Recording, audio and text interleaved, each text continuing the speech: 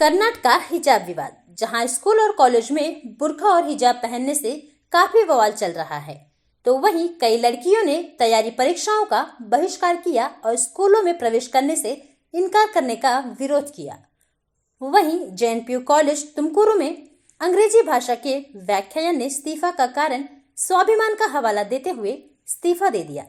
चांदनी ने आरोप लगाया कि उन्हें हिजाब हटाने के लिए कहा जा रहा था और यही कारण है कि उन्होंने इस्तीफा दे दिया, क्योंकि वहां वह लगभग 3 साल से काम कर रही थी और यह पहली टीएमसी के लिए है उसे हिजाब हटाने के लिए कहा गया।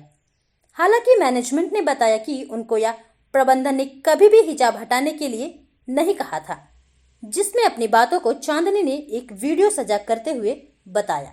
ನನ್ನ ಹೆಸರು ಚಾಂದಿನಿ.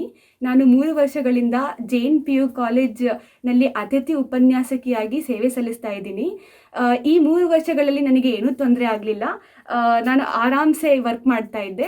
ಬಟ್ ನಿನ್ನೆ ಬೆಳಿಗ್ಗೆ ನಮ್ಮ ಪ್ರಿನ್ಸಿಪಲ್ ಸರ್ ಕರೆದು ನಮಗೆ ಹೇಳಿದ್ರು, ಹಿಜಾಬ್ ಅಥವಾ ಯಾವುದೇ ರಿಲಿಜಿಯಸ್ ಸಿಂಬಲ್ಸ್ನ ವ್ಯಕ್ತಪಡಿಸದಂತೆ, ರೀಪ್ರೆಸೆಂಟ್ ಮಾಡದಂತೆ ಕ್ಲಾಸ್ ಮಾಡಬೇಕು ಅಂತ ನಮಗೆ ಆರ್ಡರ್ಸ್ ಬಂದಿದೆ ಅಂತ ಹೇಳಿದರು.